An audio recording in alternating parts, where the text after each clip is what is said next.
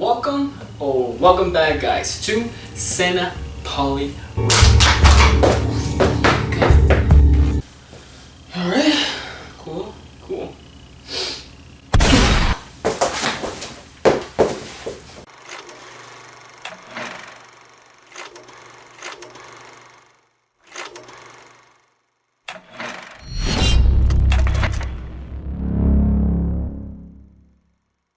Final Destination Bloodlines. It is the 6th installment of the Final Destination franchise, directed by Zach Levinsky as well as Adam Stein. Now, if you were new to the Final Destination saga or films, it's basically a domino effect of how you're going to die. And the people that were actually born in the early 2000s, then you have that nice nostalgic feeling of roller coasters, of planes, of driving behind a truck, of a lot of logs, of getting LASIK, of at a speedway. We grew up on trauma, ladies and gentlemen. I was born in '93, but when I saw this film, I was like, well, I don't want to ride a plane. Well, I don't want to drive. Well, roller coasters are out of the question, and so on. If you're new to that, and if you're not new to that, then you know the feeling.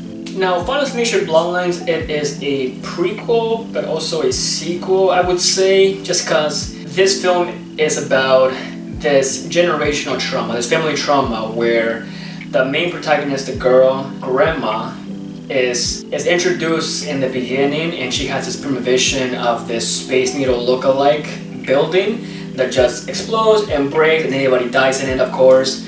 But then she saves everybody, but the only new unique thing about that is the fact that it takes decades to finally reach the girl's family. Because the grandmother saved everybody in the building, death has to come for them first, so it takes decades and decades and decades and decades for it to finally reach.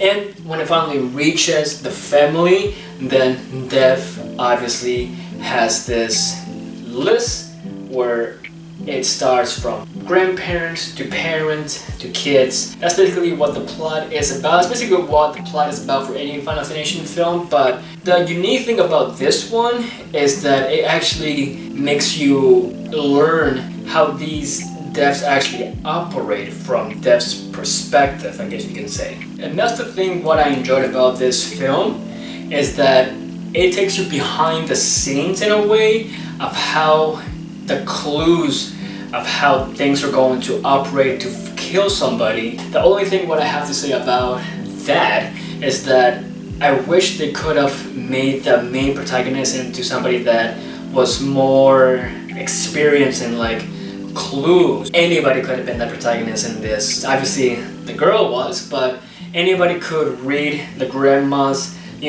big book of how things work and the operation of death. If I was in the family, I could have read that book and be like, okay, so that's how it's gonna be, and I could have been the protagonist. That's the only thing. That's the only thing that, well, besides that, there's a couple other things which I'll go into it, but that's one of the main things that I wish could have been more of the character development for this main protagonist female. Obviously, the deaths in this were unique, but it was way too fast when it came to the deaths. Like, for example, in the first Final Destination, when the guy gets choked by the, by the wire and whatnot, it takes time for it to finally go into that, suspenseful scene, this suspenseful scenario, right? This film is like, okay, so there's something gonna squish you, and it's gonna happen, okay, let the domino effect begin, and boom, okay, they're dead. Next one.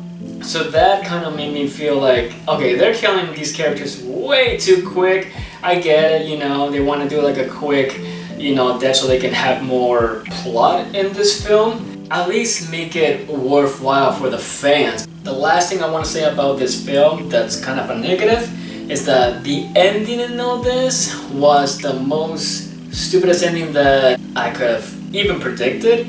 They had no creative idea how to end it, so they're just like, you know what? Let's do this. Let's make it just be a real fast ending with one. I don't want to spoil it, obviously. I don't want to spoil it.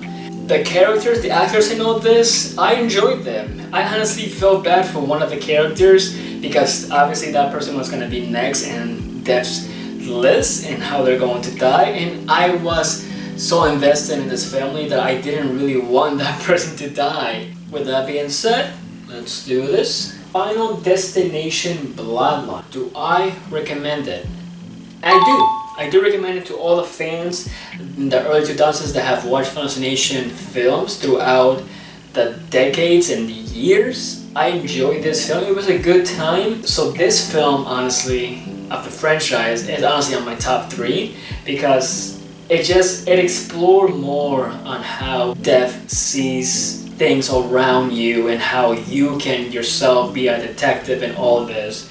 And it just, the creative kills and just the characters themselves were so genuine and wholesome that you didn't want some of these characters to die, but when they did, you felt bad. But at the same time, you're like, it's good to see more kills, Score-wise, I would have to give this a 7.5 out of 10. And yes, I know some people are gonna be like, but the critics gave it like a 92 and the audience gave it like a 90% Rotten Tomatoes. I get it, I understand. I'm not saying it was a bad movie. I'm not saying it was a bad Destination. I'm just saying that there was some parts in this where it didn't make sense. For example, and this is not a spoiler, it's mostly, common sense.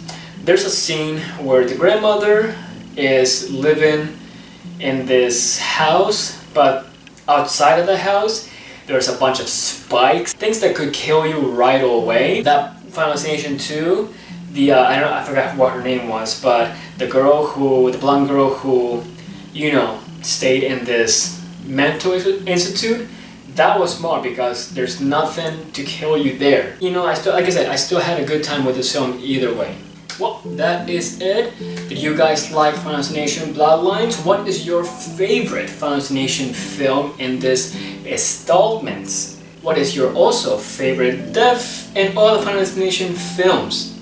Put your opinions in the comments down below. Guys, don't forget to subscribe to this channel. Don't forget to like this video. As always, I have been Pauly. This has been CinePauly Reviews. That is all.